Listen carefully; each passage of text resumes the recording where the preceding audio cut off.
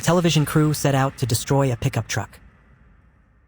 They drowned it in the sea for hours. They drove it down a flight of concrete stairs. They hit it with a wrecking ball. They set it on fire. They dropped a caravan on it. And then they parked it on top of a building. A building they were about to demolish. The whole structure came down around it. Then they pulled the truck from the rubble, connected a battery, and turned the key. It started. This is a Toyota Hilux. And the usual story is that it is just unbreakable. But unbreakable is not magic. It is engineering, deliberate, patient engineering. 3 ideas taken more seriously than anyone else took them. This is exactly why it refuses to break. It starts with the bones. Most cars you drive today have what is called a unibody. The body and the structure are one single welded shell. It is light, efficient, and great for a family car. But it does not love abuse. Twist it hard enough, often enough, and the metal fatigues. Cracks begin where the stress concentrates. The Hilux is built a different, older way. It uses a separate ladder frame. Picture 2 thick steel rails running the length of the truck, joined by cross members, like the rungs of a ladder. The body simply sits on top of this frame, bolted down but separate from it. And the frame does the hard work. When a wheel drops into a deep hole, the frame flexes and twists and absorbs the blow, then springs back to shape. Load the bed far past sensible and the rails take it.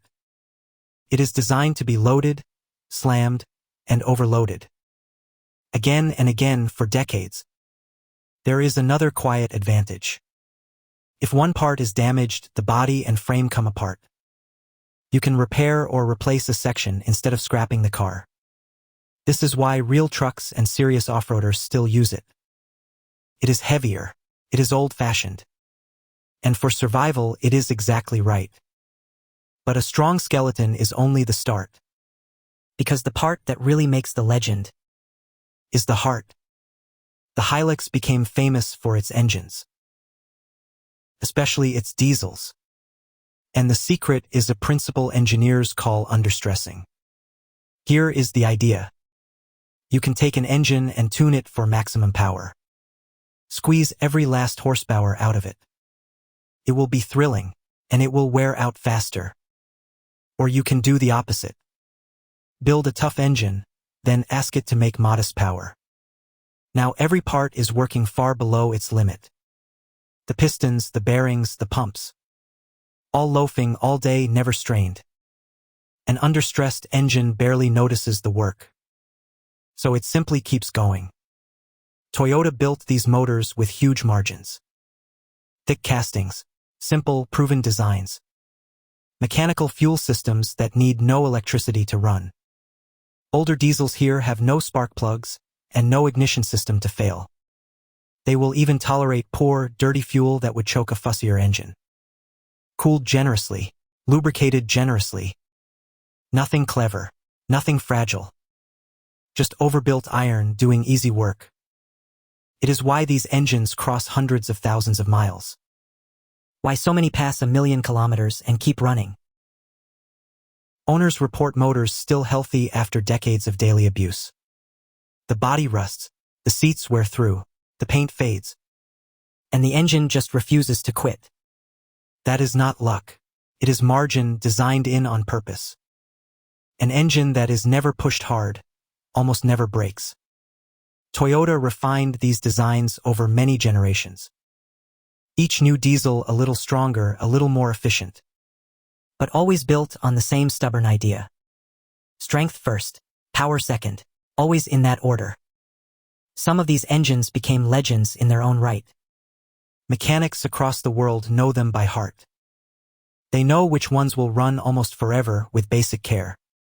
And almost forever, it turns out, is not an exaggeration. There are Hiluxes still working today, older than the people now driving them. But strength and a tough engine still are not the whole answer. The third ingredient is the cleverest of all.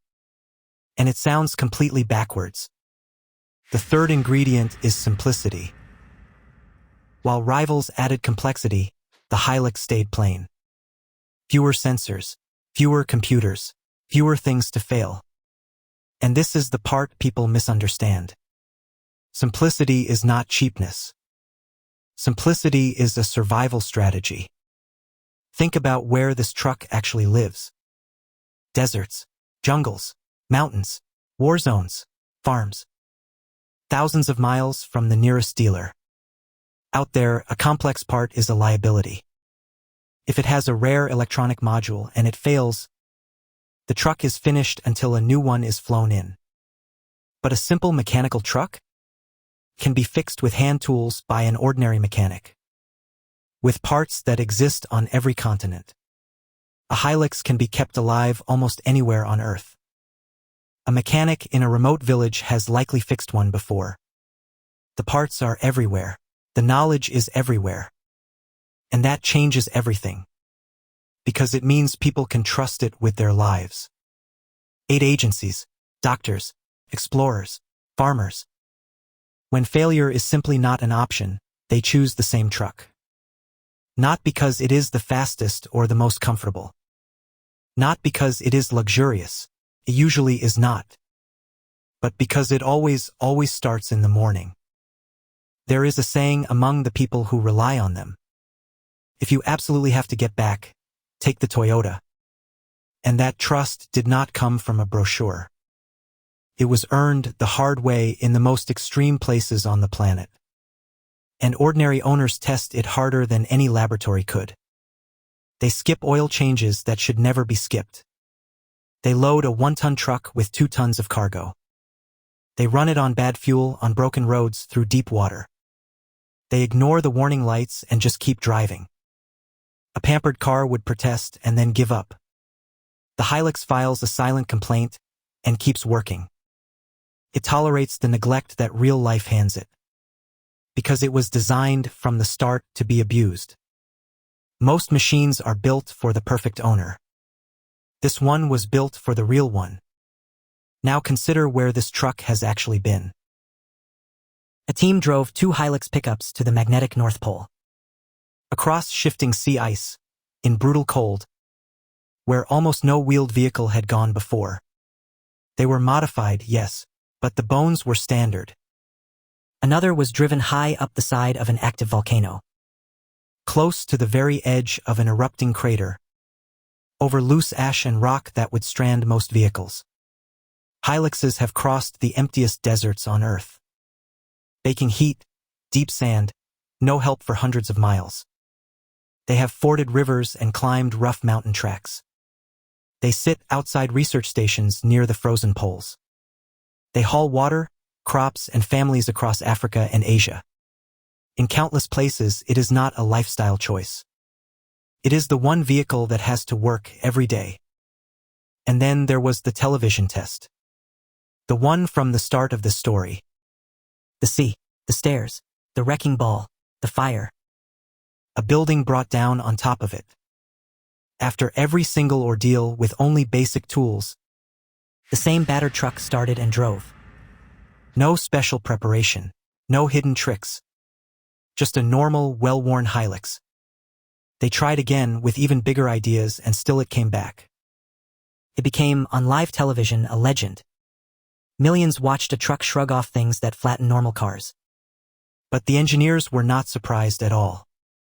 Because the truck was only doing what it was built to do. Endure.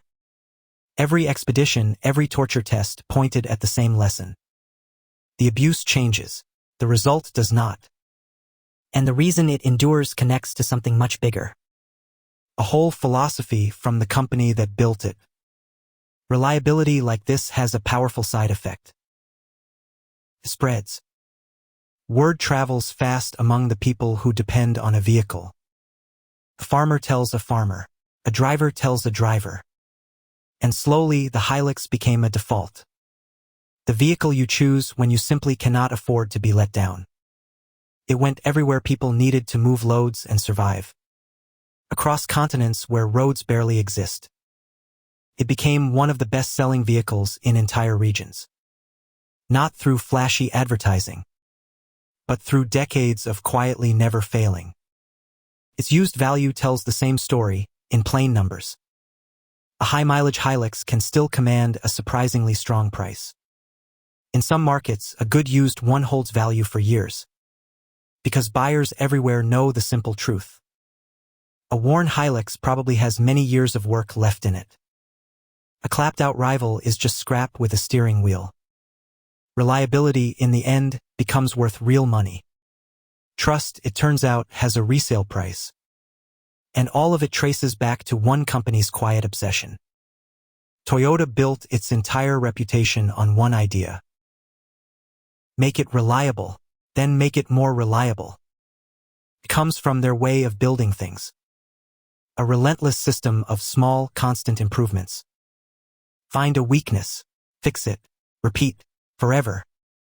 Each generation a little tougher than the last. They were rarely the most exciting trucks. Rarely the most powerful or the most modern. That was never the point. The point was the morning after. And the morning after that. And the one after that.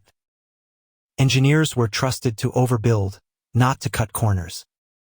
A part that was strong enough was made stronger anyway. Weight and cost were spent buying margin, and margin buys life. Rivals chased horsepower and gadgets and screens. Toyota chased the boring, priceless goal of trust. It is less glamorous. It is far harder to copy. And the whole industry eventually followed. Reliability became the standard every truck is now judged by. So we come back to that pile of rubble. A truck dragged out, wired up, and started on the first try. It was never really a miracle. It was a ladder frame, an understressed engine, and ruthless simplicity. 3 plain ideas taken more seriously than anyone else. That is the whole secret. There is no magic in the Toyota Hilux. Only engineering that simply refuses to give up. A ladder frame that bends instead of breaking. An engine that loafs instead of straining. A design so simple it can be healed almost anywhere. None of it is flashy. None of it is new. It is just done properly and taken seriously for decade after decade. And that, in the end, is the most reliable thing of all.